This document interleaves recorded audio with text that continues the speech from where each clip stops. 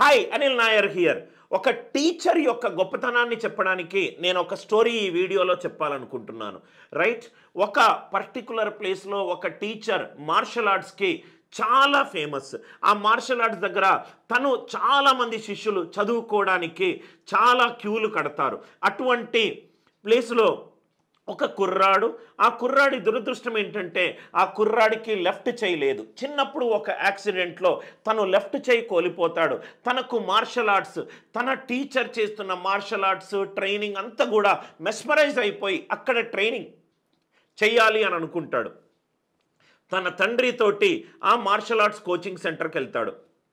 వెళ్ళి సార్ నేను ఇక్కడ మీ దగ్గర చెయ్యాలనుకుంటున్నాను అని అంటే ఆ టీచర్ ఒక షరతు పెడతాడు. ఆ షరతు ఏంటంటే రేపొద్దున 8 గంటలకు వచ్చి నేను ఒక టెక్నిక్ నేర్పిస్తాను, నన్ను ఏ క్వశ్చన్లు అడగొద్దు, టోర్నమెంట్ స్టార్ట్ అయ్యేంత వరకు నేను ఏం చెబుతున్నానో ఆ టెక్నిక్ మాత్రము సీరియస్గా చేస్తాను అని ప్రామిస్ కనుక చేస్తే నేను నిన్ను ఈ సెంటర్లో ట్రైనింగ్ కోచింగ్ సెంటర్లో తీసుకుంటాను అంటాడు. ఇతనికి ఆ టీచర్ అంటే బాగా గౌరవము ఇష్టము. రైట్, కోచింగ్ చెప్తున్నాడు కదా అని చెప్పి ప్రామిస్ చేస్తాడు. 2వ రోజు క్లాస్కి వెళ్తాడు, ఒక టెక్నిక్ నేర్పిస్తాడు. 3వ రోజు క్లాస్కి వెళ్తాడు, అదే టెక్నిక్ ప్రాక్టీస్ చేసుకోమంటాడు. 4వ రోజు క్లాస్కి వెళ్తాడు, అదే టెక్నిక్ మళ్ళీ ప్రాక్టీస్ చేసుకోమంటాడు. అట్లా 10 రోజులు దాటాయి, 20 రోజులు దాటింది, నెల దాటింది, 2 నెలలు దాటింది. కొన్ని రోజులు పోయేసరికి ఈ కుర్రాడికి ఇంకో టెక్నిక్ నాకు నేర్పించట్లేదు, నా దగ్గర ఫీజు తీసుకుంటున్నాడు. రైట్, స్లోగా టీచర్ పైన ఉన్న గౌరవము స్లోగా డైలీట్ అవుతుంది. ఎందుకంటే ఈ కుర్రాడి వయసు 18-19 సంవత్సరాలు, ఆ టీచర్ వయసు 60 సంవత్సరాలు. టీచర్ ఈ కుర్రాడిని అర్థం చేసుకున్నంతగా ఈ కుర్రాడు ఆ టీచర్ని అర్థం చేసుకోలేకపోయాడు. అలా నెలలు గడిచింది. ఏమైనా క్వశ్చన్ అడిగితే ట్రైనింగ్ సెంటర్ నుంచి బయటికి పొమ్మంటాడు అనే భయంతో తను ఏ క్వశ్చన్స్ లేకుండా రైట్ అప్పుడప్పుడు డీమోటివేటెడ్గా కూడా అదే షాట్ని ప్రాక్టీస్ చేస్తున్నాడు. దాని తర్వాత టోర్నమెంట్స్ అనౌన్స్ చేశారు. ఈ కుర్రాడు కూడా తను రిప్రజెంట్ చేసే కోచింగ్ సెంటర్ నుంచి ఒక మెంబర్ అయి ఉన్నాడు. ఇక్కడి నుంచి ఆ కుర్రాడి యొక్క టోర్నమెంట్ స్టార్ట్ అవుతుంది.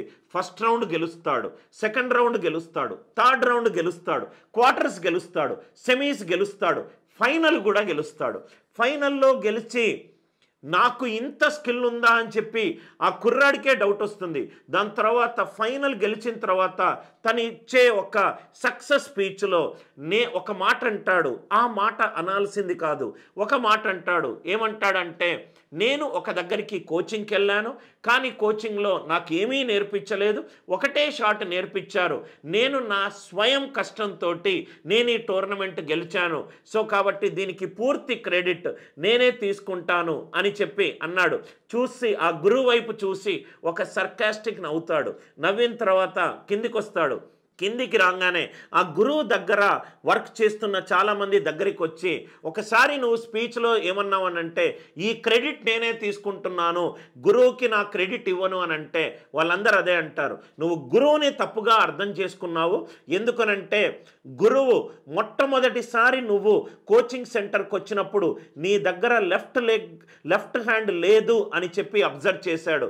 అబ్జర్వ్ చేసిన తర్వాత మాకు వచ్చి చెప్పాడు, ఈ కుర్రాడు గనక నేను ఒక షాట్ నేర్పిస్తాను, ఈ షాట్ గనక కుర్రాడు పర్ఫెక్ట్ గనక అవుతే గనక ఆ కుర్రాడు ఆ షాట్ ఇచ్చిన తర్వాత కాంపిటీటర్ కౌంటర్ షాట్ వేయాలి అని అంటే ఆ కుర్రాడి లెఫ్ట్ హ్యాండ్ పట్టుకోవాలి.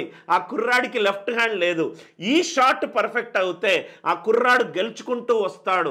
ప్రతిరోజు మాకు మీటింగ్లో చెప్పేది ఆ కుర్రాడు ఆ షాట్ పర్ఫెక్ట్ అయ్యాలా లేదా, పర్ఫెక్ట్ అయ్యాటా లేదా అంటే నువ్వు అనుకున్న నీ బలహీనత గురువు దాన్ని బలంగా అనుకున్నాడు.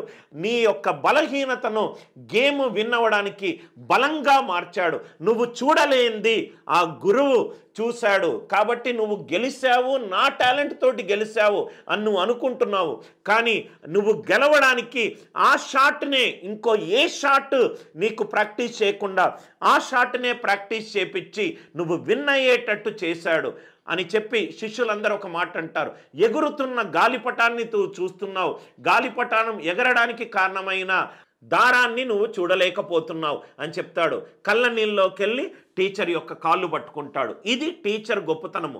మన అమ్మా నాన్న గొప్పతనం ఏంటంటే మనకు తెలియని కొన్ని టాలెంట్స్ని గురించి అప్పుడప్పుడు ఓపెన్ చేయడము.